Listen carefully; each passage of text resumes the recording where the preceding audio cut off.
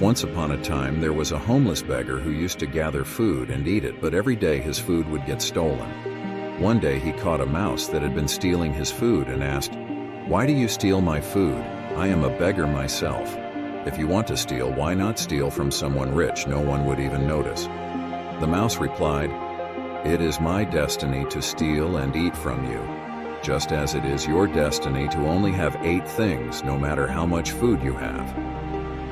Hearing this, the homeless beggar was shocked and his heart shattered. Who would want to live with such a fate?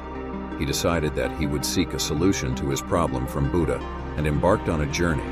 After a whole day of traveling, he came across the house of a wealthy family in the evening.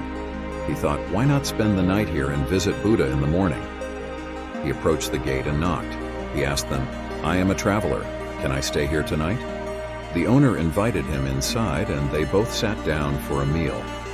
While eating, the owner asked, "You mentioned you were on a journey. Where were you headed?"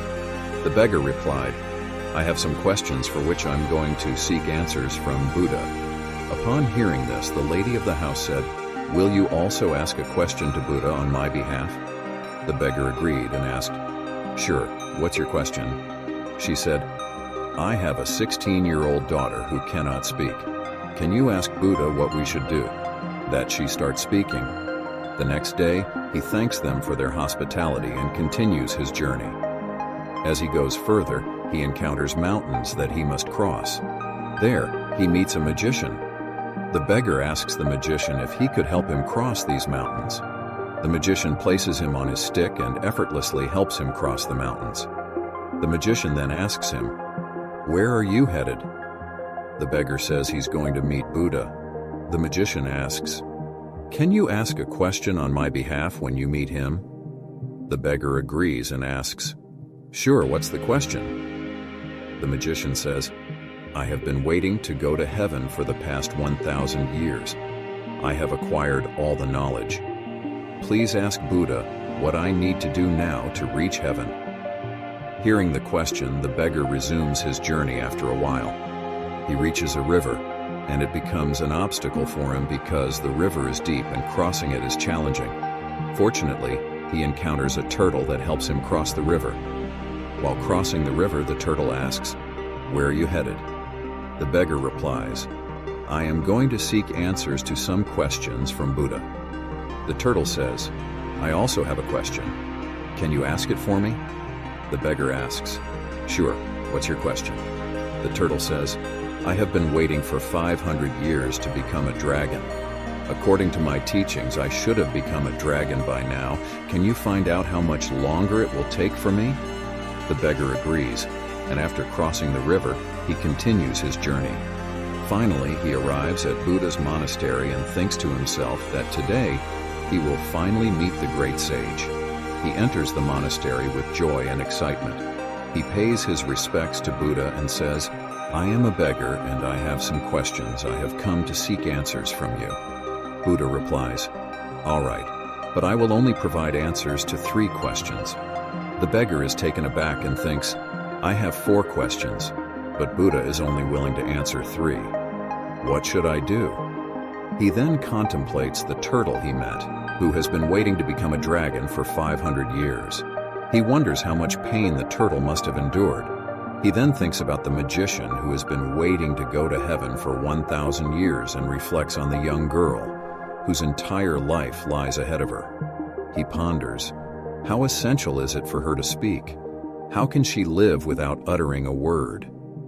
He looks at himself and realizes, I am just a beggar. I can go back to begging and nothing will change for me. But the answers to their questions are crucial. Their lives could be transformed. When he thought about others' problems, he began to feel fewer troubles of his own. Consequently, he ultimately decided that he would ask for answers to the 3 questions. First, he inquired about the turtle.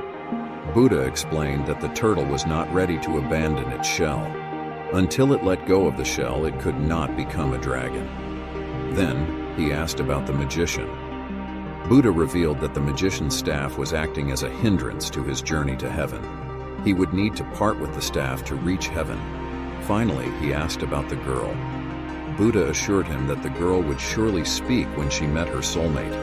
Having obtained answers to his 3 questions, he paid his respects to the great Buddha and left with joy. On his way back, he meets the turtle again.